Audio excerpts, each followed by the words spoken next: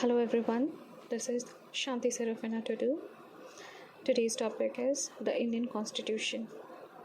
आज के हमारे लेक्चर में हम भारतीय संविधान के बारे में देखेंगे। भारत का संविधान भारत का सर्वोच्च विधान है जो संविधान सभा द्वारा 26 नवंबर 1949 को पारित हुआ तथा 26 जनवरी 1950 से प्रभावी हुआ। ये दिन यानी कि 26 नवंबर भारत के संविधान दिवस के रूप में घोषित किया गया है, जबकि 26 जनवरी का दिन भारत में गणतंत्र दिवस के रूप में मनाया जाता है। भारत का संविधान विश्व के किसी भी गणतांत्रिक देश का सबसे लंबा लिखित संविधान है।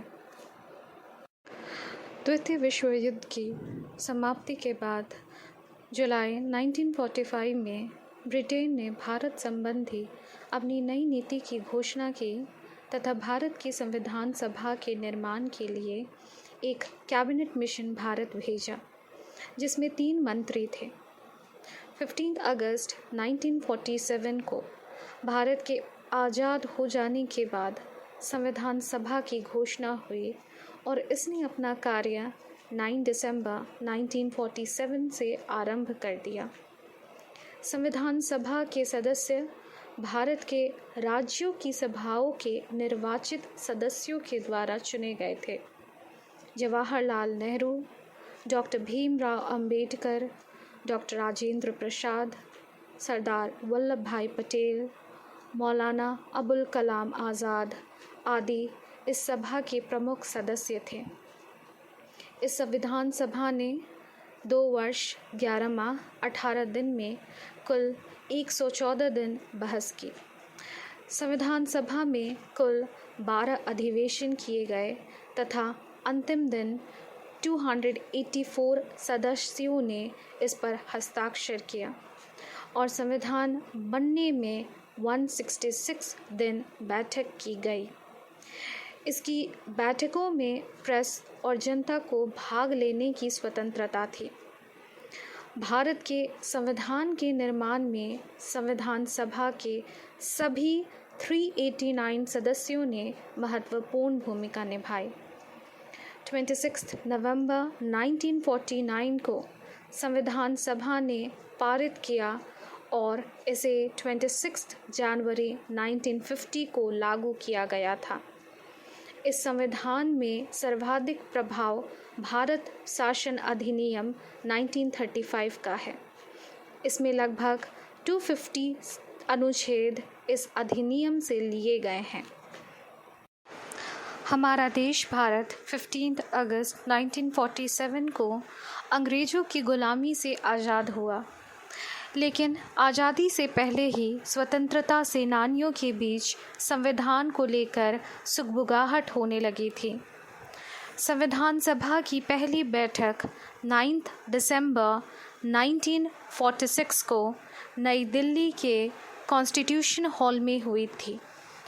डॉक्टर सच्चिदानंद सिन्हा उस वक्त संविधान सभा के अस्थायी अध्यक्ष निर्वाचित किए गए थे, लेकिन बाद में 11 दिसंबर 1946 को डॉक्टर राजेंद्र प्रसाद को संविधान सभा का स्थायी अध्यक्ष बनाया गया। भारत की आज़ादी के बाद देश के लीडरों के सामने सबसे बड़ा सवाल ये रहा कि देश कैसे चलाया जाए, मतलब देश का संविधान कैसा हो, जिसके लिए आज़ादी के महज कुछ ही दिन बाद 29 अगस्त 1947 को संविधान सभा ने संविधान का मसौदा तैयार करने के लिए एक 7 सदस्यीय ड्राफ्टिंग कमेटी का गठन किया, जिसका नेतृत्व डॉक्टर बाबा साहेब भीमराव अंबेडकर ने किया। ड्राफ्टिंग कमेटी या प्रारूप समिति ने संविधान के प्रारूप पर सोच विचार करने के बाद 21 फरवरी 1948 को संविधान सभा को अपनी रिपोर्ट पेश की। संविधान सभा के 11वें सत्र के आखिरी दिन यानी 26 जनवरी 1949 को हमारा संविधान स्वीकार किया गया, जिसके बाद 24 जनवरी 1950 को 284 सदस्यों ने इस पर हस्ताक्षर किया। इसके बाद 26 जनवरी 1950 को हमारा संविधान देश भर में लागू किया गया। देश भर में संविधान के लागू होते ही संविधान सभा को भंग कर दिया गया।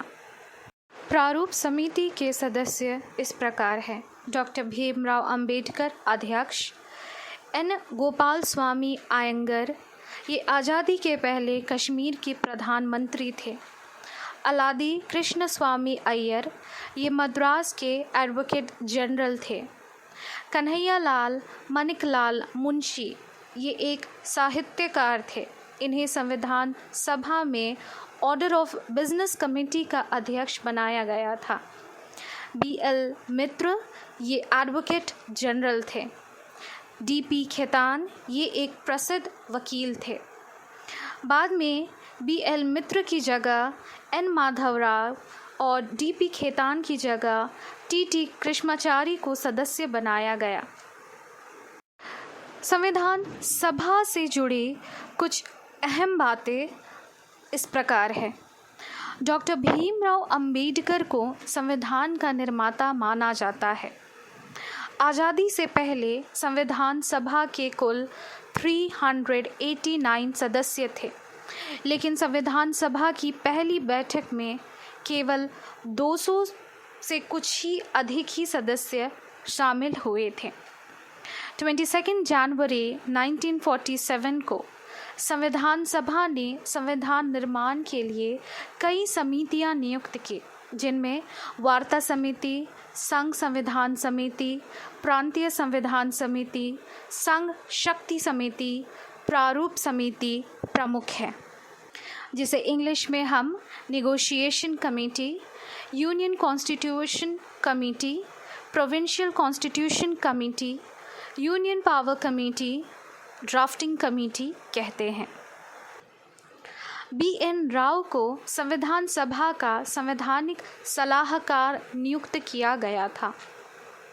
पंडित जवाहरलाल नेहरू संविधान सभा की संघीय शक्ति समिति के अध्यक्ष थे। भारत के संविधान के निर्माण में कुल 6.3 करोड़ रुपए लगे थे। आज के हमारे लेक्चर में हम बस इतना ही देखेंगे।